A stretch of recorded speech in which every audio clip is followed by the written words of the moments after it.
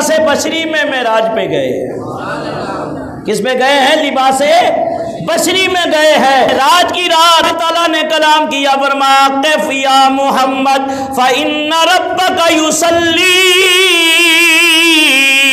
اے محبوب آپ ٹھہر جائیے، اب آپ کا رب آپ پہ درود پڑھ رہا ہے۔ قف یا محمد فإن ربک یصلی، یصلی کا ترجمہ کرو لغات میں کیا کرو گے؟ یصلی، اصلی میں نماز پڑھتا ہوں، تصلی تم نماز پڑھتے ہو، یصلی وہ نماز پڑھتا ہے، یصلون وہ پڑھتے ہیں، تو یہاں یصلی فرمایا فإن ربک یصلی، آپ کا رب آپ پہ صلاۃ پڑھ رہا ہے۔ یصلی کا مطلب تو نماز کے آتے ہیں، کیونکہ زبان بھی حضور کی عربی ہے۔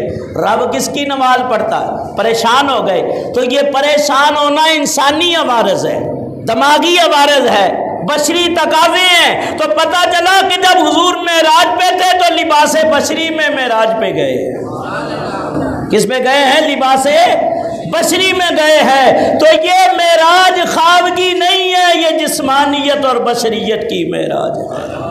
حضور فرماتے ہیں میں نے اللہ تعالیٰ کے انوار و تجلیات دیکھے، فرمایا کہ حاملین عرش کو بھی دیکھا، فرمایا کہ اللہ کا عرش، حاملین عرش کو میں نے دیکھا۔ اور پھر میرے آقا فرماتے ہیں ثم دنا، آواز آ رہی ہے پیارے قریب ہو، ثم دنا فتدلی، بس وہ اور قریب ہو گئے، قاب قوسین او ادنی، کتنے قریب ہوئے اللہ کے؟ فرمایا جیسے تیر و کمان کا فاصلہ رہ جاتا ہے، میرے آقا فرماتے ہیں میں رب کے اتنے قریب ہوا۔ یعنی یوں سمجھو، اب اس کو سمجھانے کے لیے تو کوئی پیمانہ نہیں ہے، بس ایک نقطہ بیان کرتا ہوں، ساری بات ہے سمجھ میں آ جائے اور حقیقت ہے، کیونکہ اب تو پیمانہ بھی نہیں، اب کوئی آلہ بھی نہیں، اب اس کیفیت کو ناپنے والا بھی نہیں، اس منظر کو حضور کے علاوہ کوئی دیکھنے والا بھی نہیں ہے، تو بیان کون کرے؟ سراغ عینو متا کہاں تھا، نشان کیف الہ کہاں تھا، نہ کوئی راہی نہ کوئی ساتھی، نہ سنگ منزل نہ مرحلے تھے، وہی ہے اول وہی ہے آخر، وہی ہے ظاہر وہی ہے باطن، اسی کے جلوے اسی سے ملنے، اسی سے اس کی طرف گئے تھے۔ یعنی یوں سمجھو اب وحی ہوئی، ایک وحی کا واسطہ جبریل کا ہے، میکائیل کا ہے، اسرافیل کا ہے اور فرشتوں کا ہے۔ آج جو وحی ہو رہی ہے اس میں کوئی حجاب بھی نہیں، اس میں کوئی پردہ بھی نہیں، اس میں سلسلہ جرس بھی نہیں، اس میں کوئی فرشتہ بھی دیگر میں کوئی واسطہ نہیں۔